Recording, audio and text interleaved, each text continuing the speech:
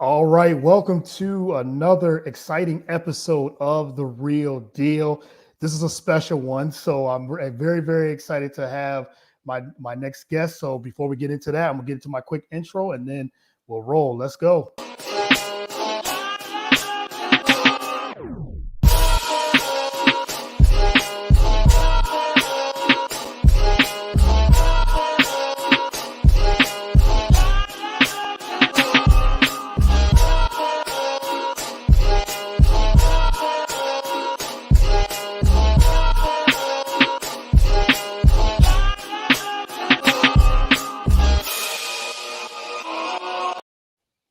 All right, welcome again to another great episode of The Real Deal. I am your host, as always, Courtney Harden. Happy Saturday, November 12th. Like I said, I got a very, very special one. But before we get into all of that, you can follow the show on at Get The Real Deal on Twitter, Facebook, Instagram, wherever you can get podcasts, The Real Deal with Courtney Harden. We are live on all podcast platforms, Spotify, Google Play, Roku TV. BS3 Network is the BS3 TV network is the website as well. If you Google The Real Deal with Courtney Harden, you find all the episodes there. They're everywhere. So whenever you Google The Real Deal with Courtney Harden, they are there. So I'm going to get right into it. I have a very special guest. Like I said, I'm very honored and I'm glad to have him on the show. Managing editor for CinemaBlend, also co-host of Real Blend as well. He is also an author. Released the Snyder Cut book and get his new book, as you see in the background here. There it is, With Great Power. With Spider-Man here, how Spider-Man conquered Hollywood during the golden age of comic book blockbusters. I have Mr. Sean O'Connell.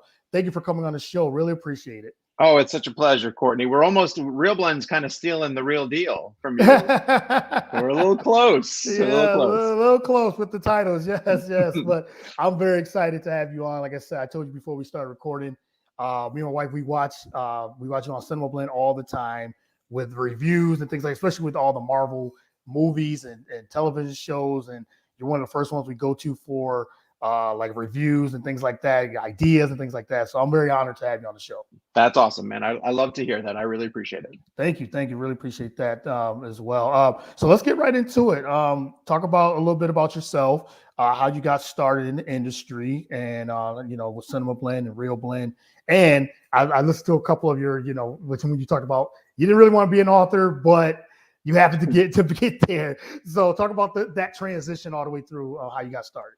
Sure. So I grew up a movie kid. I was always a movie junkie. I would, I lived in Blockbusters and I lived in, the video stores in our small town that rented out VHS. Like movies were always my favorite method of storytelling. But at the same time, I grew up as a comic book geek as well too. I collected a dozen titles and had a really extensive collection for a long period of time before I eventually sold it in order to pay for my wedding many years ago. And I really wish I held on to it because that was a mistake. So I've been lucky in the fact that I decided back in the early 2000s that I was going to get into film criticism because I just enjoyed analyzing movies. But then we, right around that time, started to get into a situation where comic book movies and superhero films were becoming, such the mainstream. And over these past 20 years, I think we've lived through, and it's starting to slow down a little bit, or changing at least, this golden age of superhero movies where, the MCU comes up and DC tries to follow suit, and a bunch of other studios try to figure out how to do superhero films. So I just think my two interests of film and comic books merged at the exact right time. And I landed at a place like CinemaBlend where, so much of our traffic is kind of driven by the blockbusters, and the blockbusters happen to be superhero and comic book things. So, we would get editors above us who were always like, hey, who can talk at length about Civil War as a comic book concept? Like, Marvel's doing a Civil War. Who knows what that even means? And like, right. I was one of the few people on the staff that would be like, oh, I can explain at least what this is and sort of, elaborate for people who have no clue going into it, like what the implications of that storyline might be. And, now that we're at a point where Moon Knight and Miss Marvel and people like that are getting TV shows, right? You have to be in love with this stuff. You have to have a sort of an in-depth knowledge, and I'm lucky enough that that's an interest of mine heading into this job. It's an interesting journey because it's kind of like how I started. Well, at least being a comic book fan growing up, watching and the cartoons and collecting some of the comic books. And I remember collecting the comic book cards, and they used to have all the all the attributes of each character on the card, like the Incredible Hulk, strength of 8 beyond or something like that. And then me and one of my good friends, he's a huge comic book fan, and he would talk. We used to always talk about, wouldn't it be interesting if they actually made movies about these things? And this was back in, I would say, early 90s. And, they did have some, but it wasn't as what it is today. And but it was interesting. And then now we said how the MCU and DC has blown up so much now, and how much big it's gotten. We never even thought that it would even be possible. But now, with everything the way it is, everything's possible to become a TV show and a movie. Well, I honestly do think that like the creation of the Marvel Cinematic Universe is one of the most mind-blowing things, because of so many different ways that it could have gone wrong over the course of building it. You know, they had to catch a number of significant breaks, essentially. And the movies had to work. Like if you get, all right, so Iron Man 2 is not the best movie in the world, right? But it's not like a complete disaster. It's not like some of the examples that we talk about from the, the early 90s or the 2000s, these movies that would completely derail a franchise. Yeah. And I think it helps having someone like Kevin Feige, who was sort of, thinking big picture about all of that, and then hiring the right filmmakers. So, heading into the idea of writing a book, I did want to touch on the MCU, and I did want to sort of explore what they had accomplished, because I do think it is so significant from an industry standpoint. And then, Spider-Man's always been my guy. He's always been my favorite character. And so I knew going into it, I wanted to sort of figure out some way to sort of weave that together. And then once I started mapping out, the types of Spider-Man stories I wanted to tell in this book, that's when the table of contents and the structure of it all sort of came together. And that's when I became pretty interested in how I was going to tell his story. Yes, and I'm enjoying it. I'm like a third away, like just reading it and everything too. I love it. So we're gonna get into that too. So cool. you said CinemaBlend, Real Blend, and then becoming an author. You said you was a film critic, and you just loved just to dive into the history of what the MCU and what DC and everything has been doing.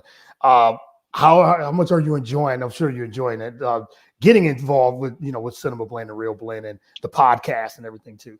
Well, so CinemaBlend, I was freelancing for them and Fandango and a couple other outlets, but something about CinemaBlend I always appreciated, of just the way that they approached news and features. And so even when I had a couple of opportunities to move over to other sites or pursue different opportunities, I always kept one foot in CinemaBlend and made sure that I was still writing for them, because I liked that team, and I really liked the type of content that they were producing. And so then eventually when I got a chance to join them and become their movie content director, I think is where I stepped in. And then I sort of rose through the ranks, and I'm their managing editor now. And what I love about them is I love the staff. I love the people that we've brought in. I love the ideas that they bring on a regular basis. I love the way that they view pop culture, and the way that they view entertainment stories, and the way that we want to talk about it.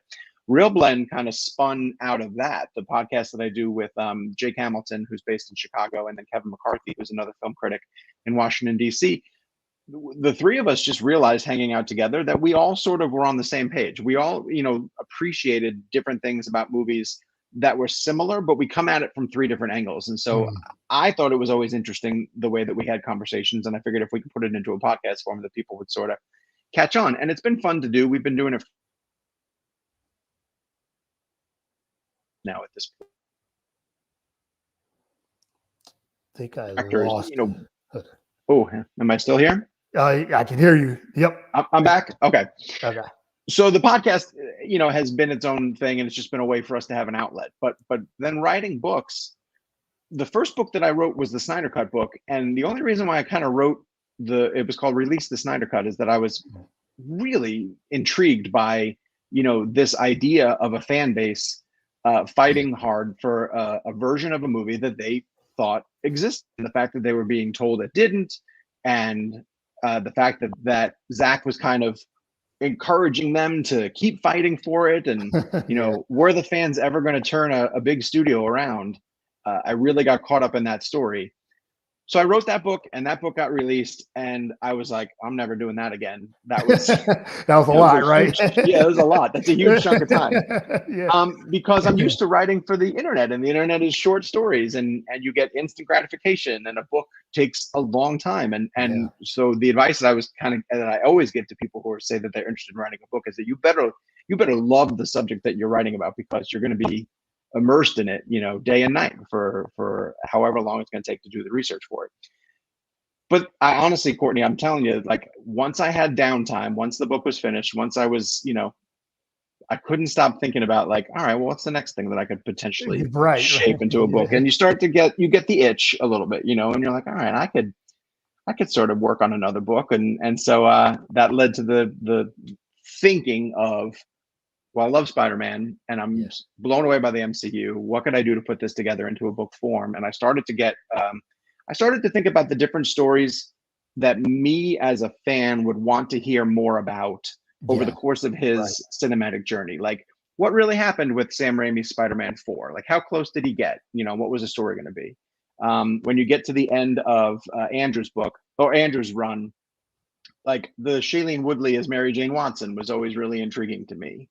Mhm. Or, what about all the decisions to do a Sinister Six almost Yeah. immediately, Right. in Right. Amazing Spider-Man? And then just the concept of Sony and Disney sharing the rights to a character is historic. Like, no studios Yeah. don't do that. And And big so studios too at that, right?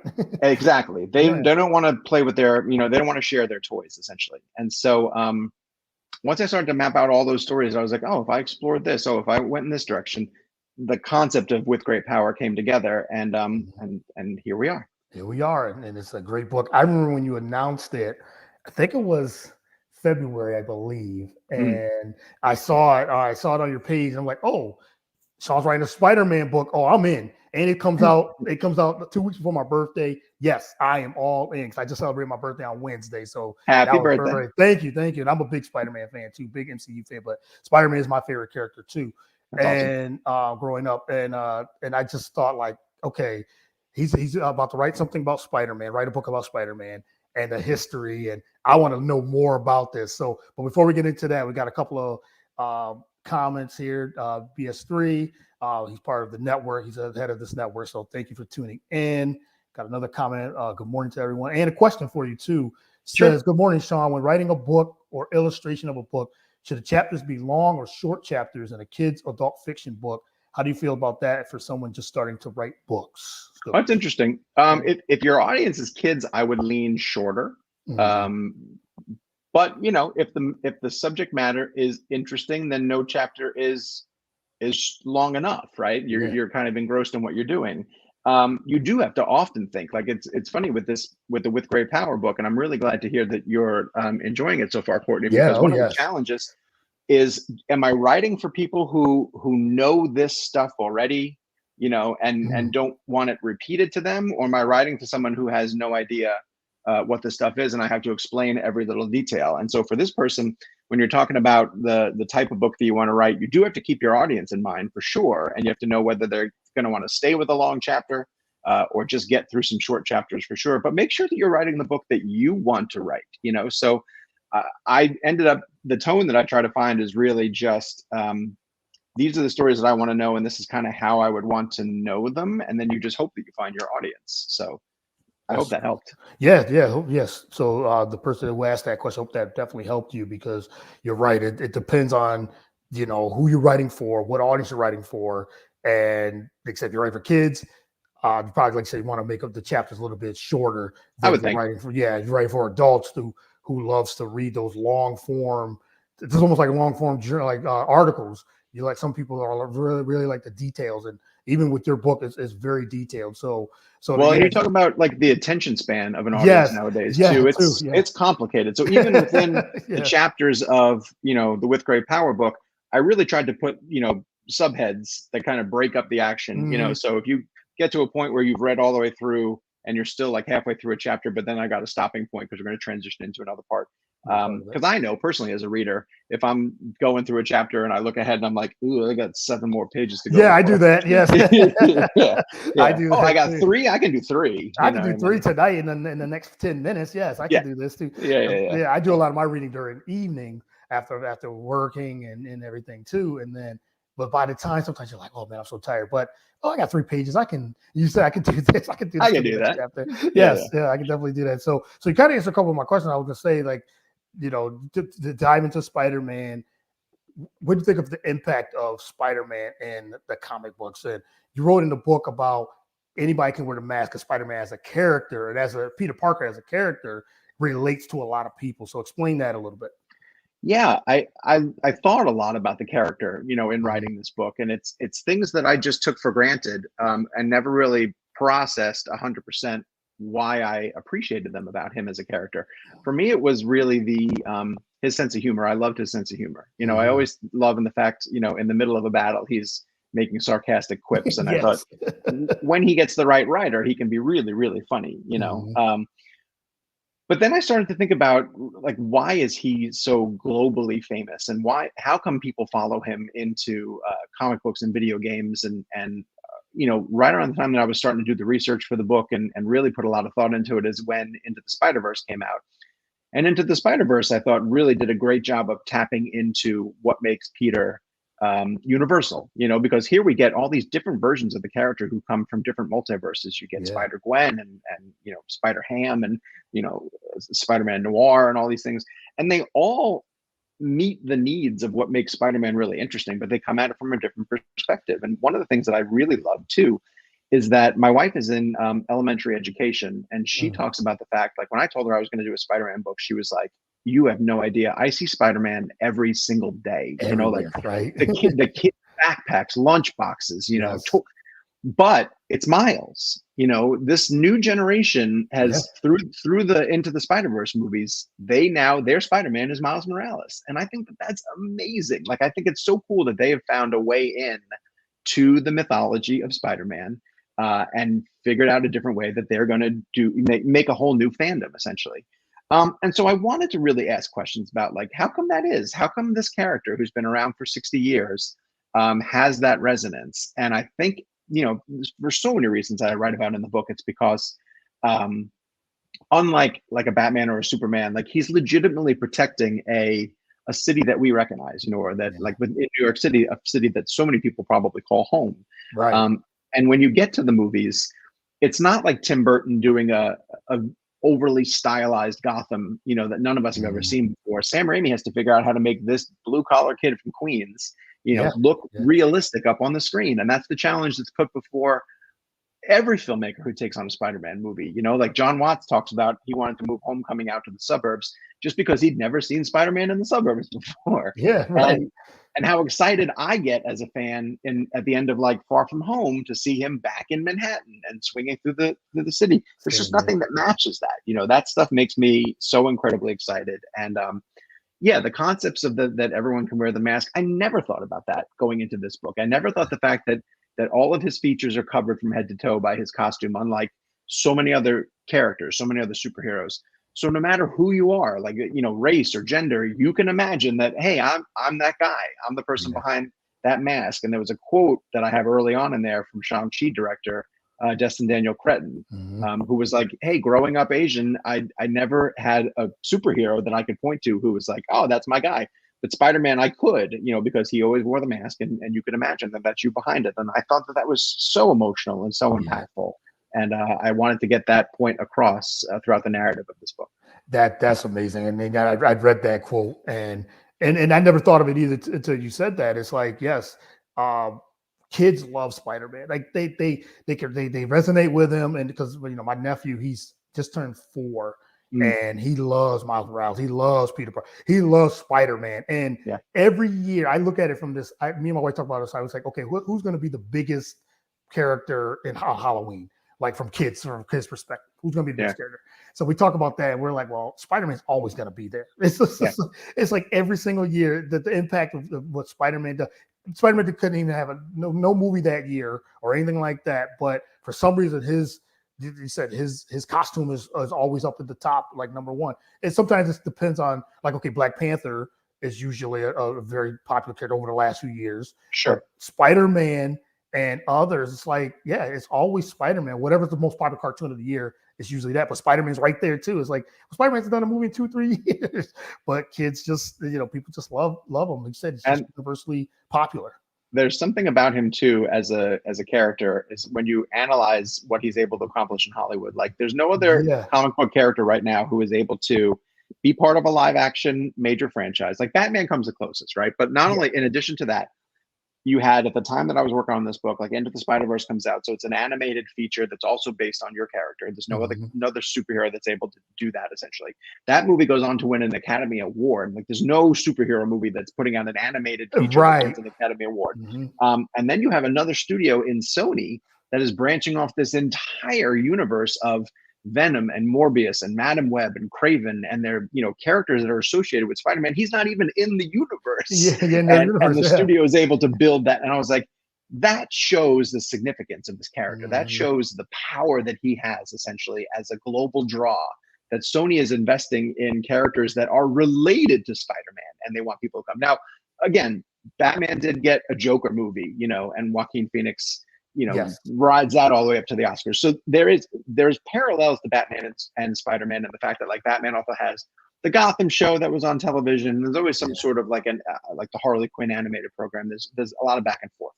But if you're putting the two of them together, especially in terms of, like, even video games too, like, Batman has a really successful Arkham Knight series. Yeah. Sony has these successful Spider-Man movies. Those two are neck and neck, but I think Spider-Man has the edge over Batman just slightly. Just slightly. And I agree too, because I'm a big Batman fan too. But as you said, when it comes to, if you compare popularity, I think Spider-Man definitely has a slight edge over Batman. So yeah, I totally agree. Let's talk about how do you approach book promotion when now that the book is out. I know you've done some podcasts, you've done like all this promotion. How do you approach book promotion in 2022? From, like, if you maybe have had to promote a book before the pandemic, how do you promote the book promotion approach? That's a great question, because this has been a completely new ride for me with Great Power, because when I released the Snyder Cut, we were in the middle of the pandemic, and I felt like I couldn't do anything. There's all these traditional methods of, like, do you do a book signing? Do you go to a bookstore and make your presence known? And you couldn't do anything. We were under, COVID restrictions, and nobody was able to go anywhere. So I relied heavily on what I'm doing now, appearing on podcasts and being able to talk up the book and try to get people interested in it. And thankfully, with everything being virtual, you can try to go on as many shows as possible. I'm literally willing to talk to anybody who wants to talk about Spider-Man. Yes, because you spend so much time working on the book as well too. And what's different about publishing is that this book, I turned it in January. And it was like right after No Way Home. And I fit in a bunch of things about No Way Home and its impact. And then I waited. And then you wait from January until November. And you're bursting at the seams. Like, you want to be able to talk to somebody about the work that you did. So any kind of feedback that I'm getting from folks like you, who've read the book, who now can tell me, like, whether it works. I even want to hear if you think it sucks, just tell me. I just want feedback, because you wait for so long. It's an unusual world, the publishing world, because things don't move very quickly. And I'm so used to the internet where it's like instant gratification and you can figure out whether something's working or not. So, but I am trying to do something special and different with this book. And I want to carry it all the way through 2023, because something that's different too about a book is that with a movie, it's like opening weekend. How did it do? Is everybody coming out right away? With a book, you can really sustain momentum for it, and you can keep interest going. Like, I hope this goes through the holidays. I hope people give the book away as, gifts to Spider-Man fans. Going into next year, I want to do something cool where maybe I go to a city and I set up a screening of, like, Spider-Man 2. And then after the screening, I stick around and sign books for people who want their books signed, because just give people the opportunity to go see one of these classic movies that we love on the big screen again, which we haven't had the chance to do in a really long time, and just make an event out of it. Just do something special, because I just feel like showing up at a bookstore and signing books, it's great, it's fun, but I'd like to do something a little bit more special. And so I've got some plans in place for potentially doing something like that going into the new year. That's great. Yeah. And someone asked another question here. They said when looking for a publishing company to publish your books, what do you look for inside of the company? Good question. Oh, interest in me. Yes, yes. Literally all it takes. You have no idea when pitching out the Snyder Cut book, how many rejections that you get. It took 8 months of just blindly pitching publishers who, first off, you have to find people who want to publish the type of book that you want to do. So for me, I knew it was a nonfiction, pop culture entertainment subject matter, essentially. And you can find these publishing guides that will tell you all of the publishing houses or the literary agents, and they specifically tell you what they're looking for. So if you find somebody who's like, oh, we do nonfiction, but it's like nature based or environmental, all right, I'm not even going to bother to pitch you, but if I'm going to find somebody who they get into pop culture and they do entertainment books, then you send them out. Right. Then you get a series of either, no, we're not taking on any new authors at this point. Yes, we're interested, but do you have some chapters you could show us because we want to make sure that you can actually write, or, yes, we want to go ahead with you. So you get so many rejections that literally when anyone expresses interest, you're just like, okay, cool, let's do it. Yes. Thank you, please. And I ended up with Applause Books, which is a extension of Rowman and Littlefield, and they have done a series of movie books and entertainment books that I have actually picked up over the years and read. So I was really thrilled to hear that they were interested. And then they were great on Snyder Cut, and they essentially wanted to, like when the Snyder Cut came out, they turned to me and they were like, okay, well, what other ideas do you have? So came to them with Spider-Man, and then we are working on a third book right now as we speak. So I think they're a pretty good partner. Looking forward to that as well. And I know, like you said earlier, you said, okay, what's next? I got now that I released this, I got that itch, and as you said, I'm sure there's plenty of ideas like, well, no one's touched on this character as much. Right. Let me try to, or a team, let me try to get more involved and get some history with that. So, and it goes into my next question. It goes, how many people did you interview when you put this the Spider-Man book together? A lot. The Spider-Man book probably has about 60 different interviews, but it's a series of, because I've been lucky enough to be reporting on those movies over the years anyway. So some of them were archived interviews that I had done myself. Like we had John Watts came on the Real Blend podcast when he was doing press for Spider-Man No Way Home. And I had a number of interviews or answers from inside that interview that I was like, oh, that quote's great. That exactly, says what I want to do. Or I had transcriptions of visits that I had done to the set of Spider-Man Homecoming down in Atlanta. And then we went to the set of Spider-Man Far From Home in London. And I had answers from, Tom Holland and John Watts and some of the producers that I was like, oh, these are great quotes. I can use these, especially when we went to Homecoming in Georgia. Amy Pascal and Kevin Feige both came down to that one. And so, they were at that point trying to really excel the transition of, all right, Spider-Man's going from Sony to Marvel, but this is why kind of thing. And so there were great quotes inside of that. But then with the older films, the Raimi films and the Mark Webb films, that's when I really had to do a lot of the reach out to get people who I wanted to work with, people who really worked with them on a day-to-day basis, the costume designers, the production designers, the cinematographers, and to get answers from them about how they figured out, because they were some of the first people to really figure out how to put Spider-Man on the big screen. Like, what obstacles did they run into? How did they overcome them? You can talk about Raimi's first Spider-Man movie being one of the most successful Spider-Man films or superhero films, but then you ask, like, well, why? How come? How come audiences connected with it? And so I really asked the questions to those people who worked hand in hand on them on a day-to-day basis. And I thought got some really fascinating stories, especially from like the costume department. Like the costumers on Raimi's first movie, they were doing it for the first time. We take for granted what Spider-Man looks like, but these people had to make it happen. And I just thought, these stories are great. I know the Spider-Man fans are going to want to hear all of these.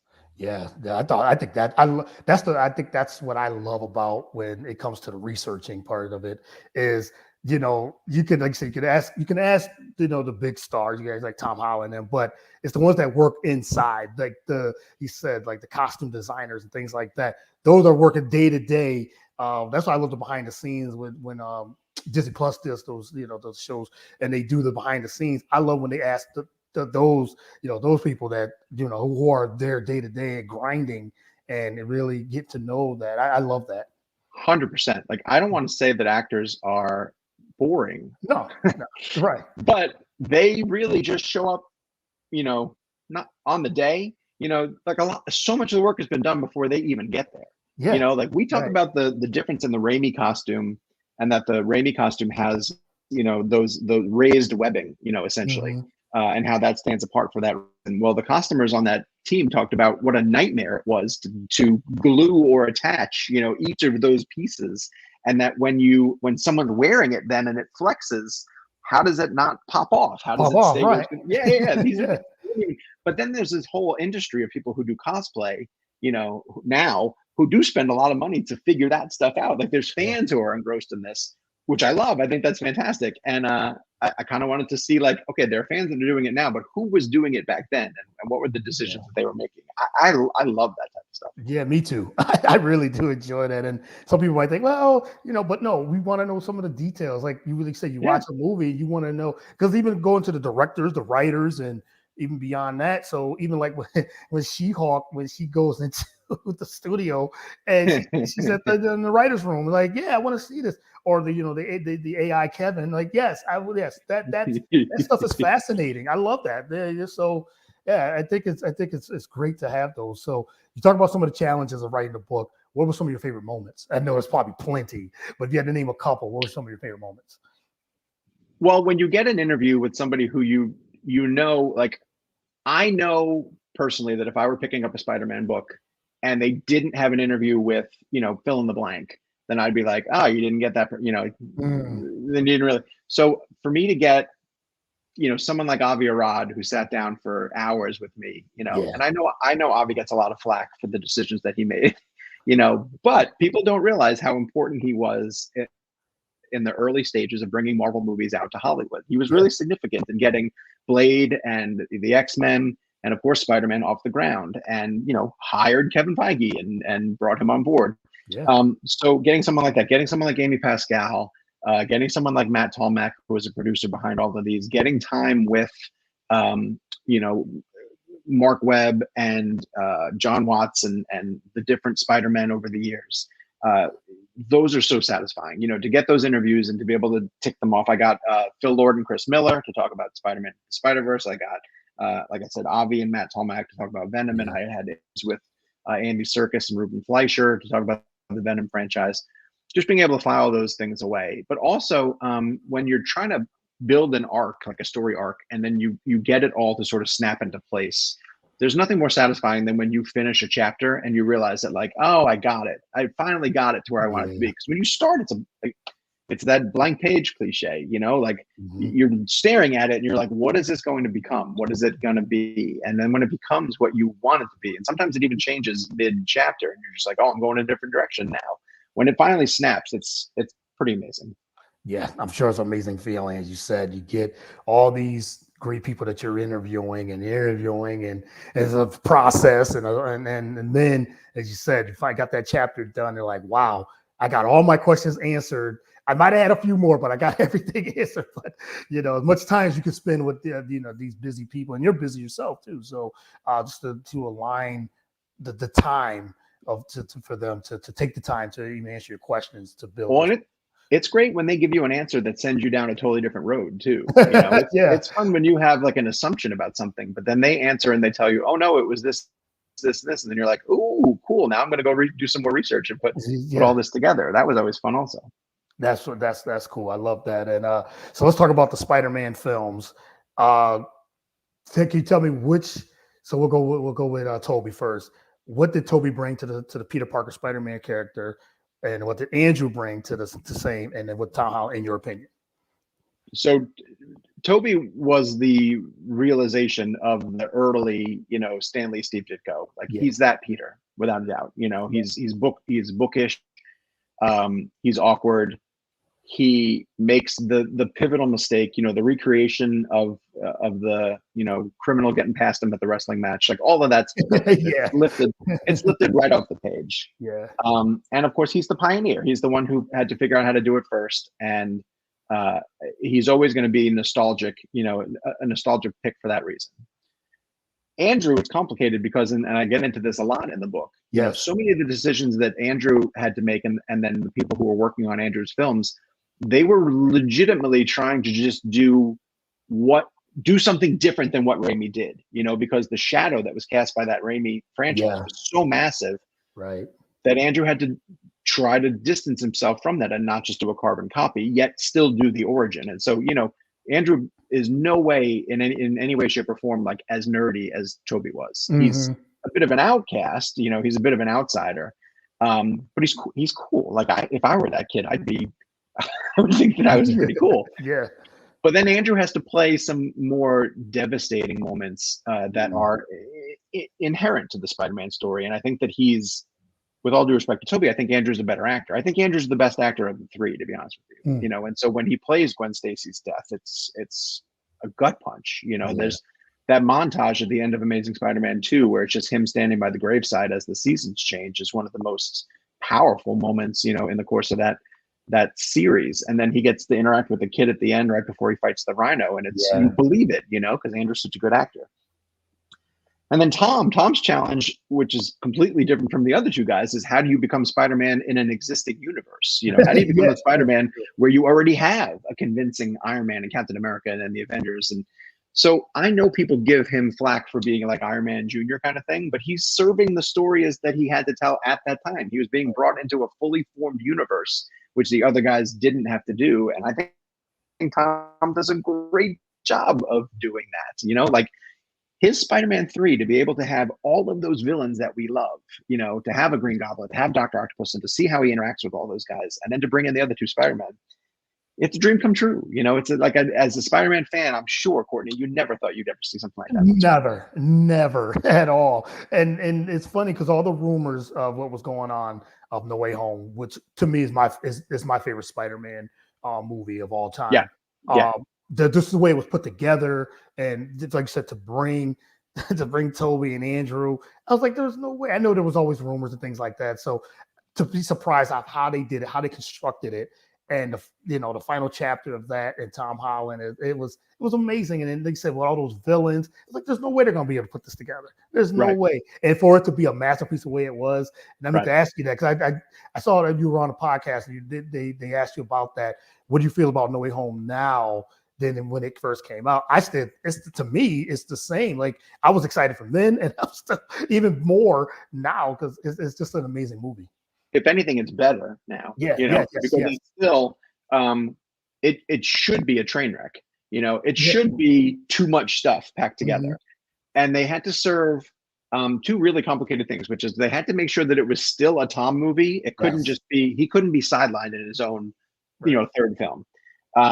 And then when they brought those other guys in, they had enough to do. It wasn't glorified cameo, where they just showed up and it's like, hey, we're here kind of thing. They were integral to the third act of that movie. And I think that that's fantastic. Like, I love the science scene in the high school. It's fantastic to see them all interacting. I love that they got a moment before the battle started to just swap stories and make comparisons about like, hey, did you do this? Hey, what about this? It's brilliant. And the scene on the rooftop where they come to help him get past his grief, it's amazing. It's just, I mean, there's beats in that movie that I never dreamed I would ever get to see, and the fact that it works as well as it does is mind blowing to me. It'll always be mind blowing to me. Yeah, very mind blowing, and it just, like I said, the first time I seen it in the theaters, I was looking at them all. I said, and sometimes when you watch a movie the first time, it's the hype. You're very hyped up, and you're like, wow, this is the best movie. This is the best one. And I knew for sure. I said, yes, outside of Endgame and Infinity War, I was like, yeah, Spider-Man moved up my list big time. I know, yes, I'm prisoner of the moment, I know, and everything, but watching it again and again and again, I was like, yeah, this is my favorite one. This is one of those ones where I just enjoyed the way they constructed it and the way they put it together. And you're right, it was a Tom Holland film, and that was one of the challenges of that, as you said, to make sure, okay, this is the one that he's got to go. He went through a lot with this. Like his identity was revealed, and he just a lot of things was just going on in his life, and he had to basically grow up. He had to be an adult in this one. And the closing minutes are probably the best Spider-Man scenes.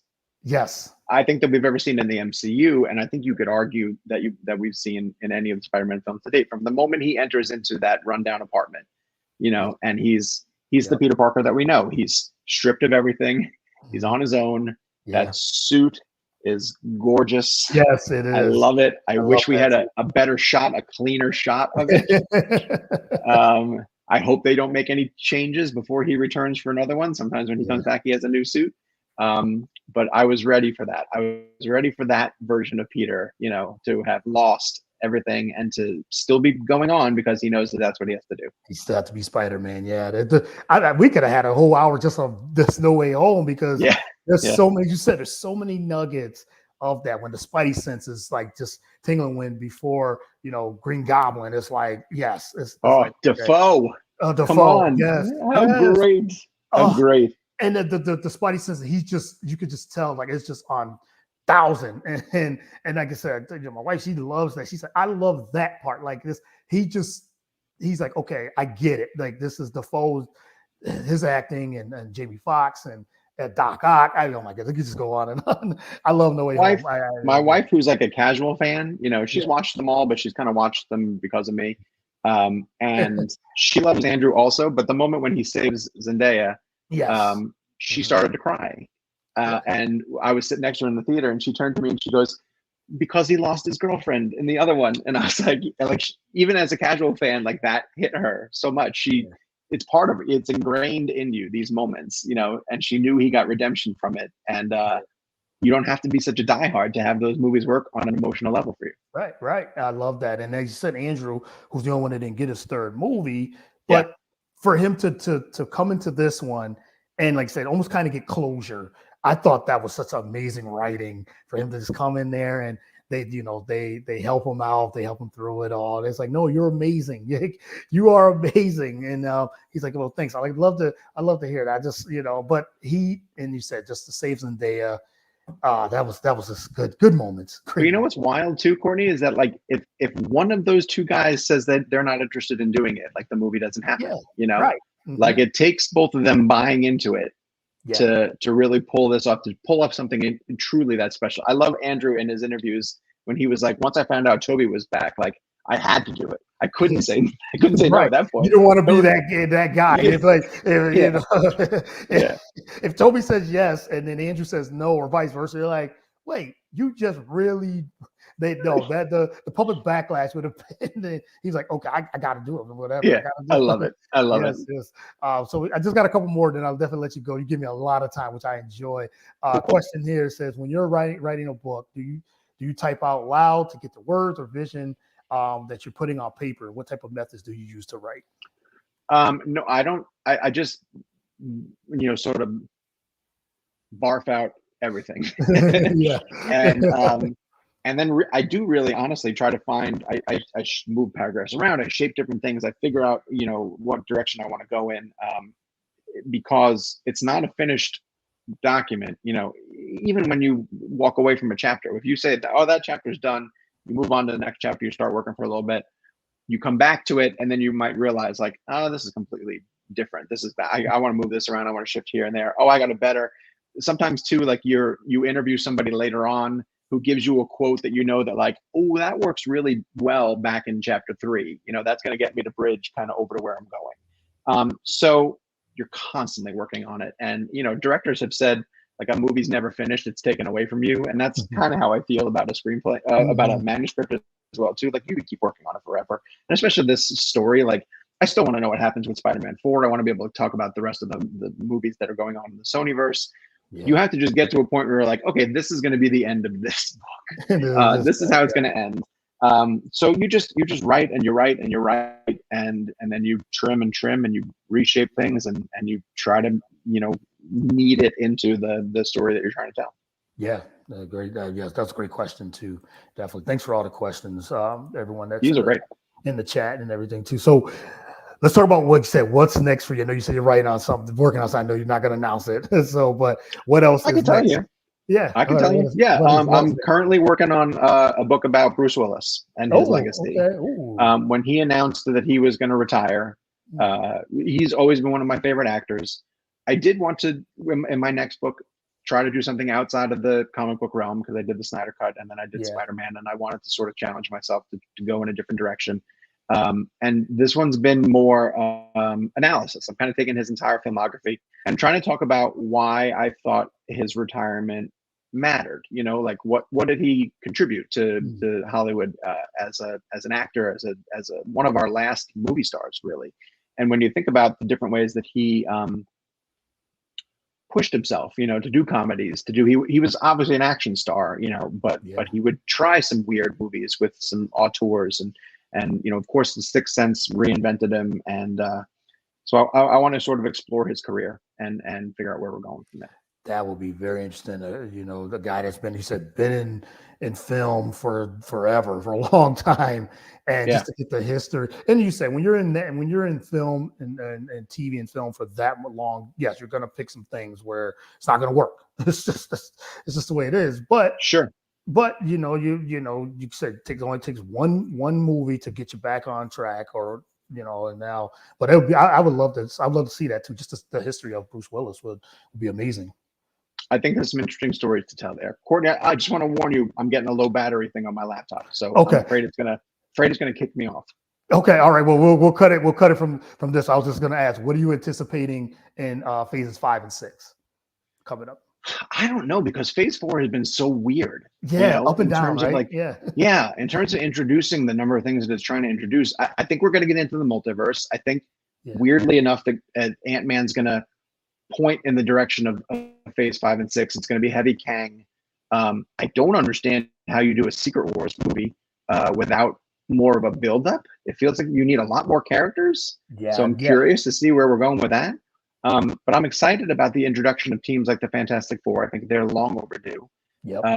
But even the projects that have been announced still feel like unusual, kind of like one-offs. You hear about Deadpool 3 and how it's bringing back Hugh Jackman, and then you start to hear that like the Owen Wilson's character might become prevalent in it. So I think we're going to get into some really weird stuff. I think we're going to get into weird time travel, weird multiverse stuff, and I'm here for it as long as they can kind of Put it all corral it together. and Yeah. make it all make sense. Yeah. So we'll see. We'll see. Yeah, I'm with you too. There's so much going on, and you're like, okay, and then they're pushing films back for a lot of different reasons. Blade didn't have a director; they had a director, they don't have a director. So you got all these things. Daredevil, 18 episodes. It's like, okay, this is a lot going on. Yeah, and the way to play Black Panther 2 ended, because I did see Black Panther 2 opening night, so great film. But where does that go from there? And it's a lot. So I'm looking forward to see what, like you said, what's going to happen if they can bring it all together with the film and TV shows. I trust in Kevin. You know, yeah. He hasn't really missed yet, but he hasn't hit.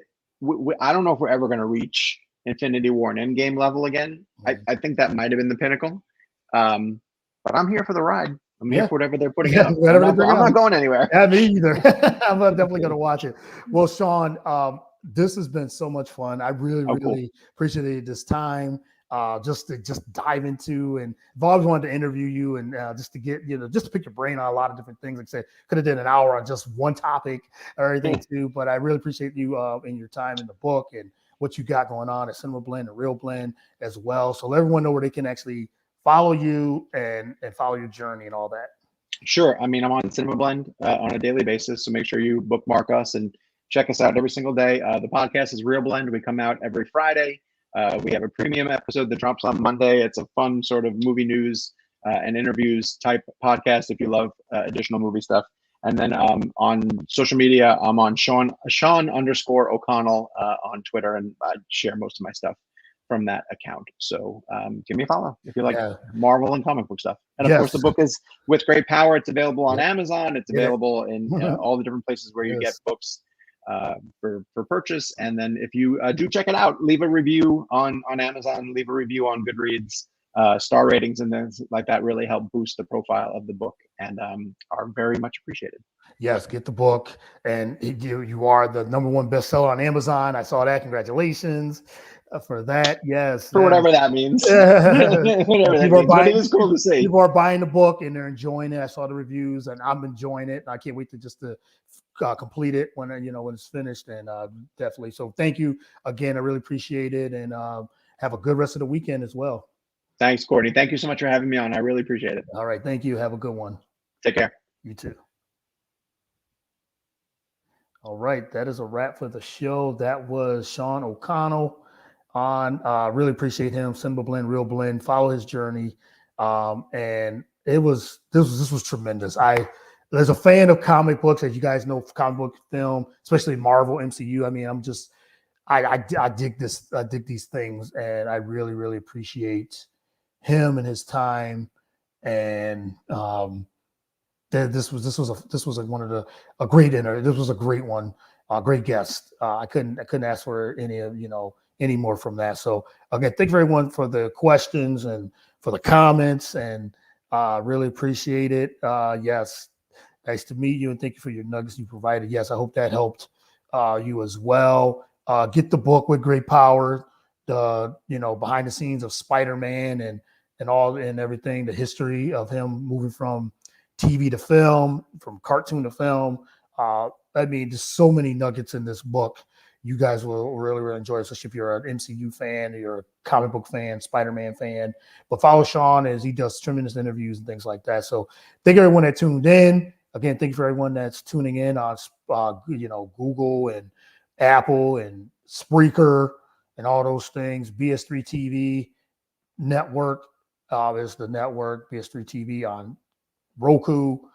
Follow me on all podcasts and social media platforms at Get the Real Deal. Courtney Harden, The Real Deal with Courtney Harden, as well, Instagram, Facebook, and Twitter. So again, YouTube as well. Thank you guys, everyone. Until next time, I really, really appreciate all the love, all the comments. Thank you for all the birthday wishes and comments. I really appreciate that from this week as well. Facebook reader last comment, he said that was awesome. High fives, keep up the great work. The network is just getting better each and every day. Really appreciate that as well. Until next time, thank you guys. Continue to follow the content, follow the websites, follow the network as well. And till next time, everyone be safe, peace, and God bless.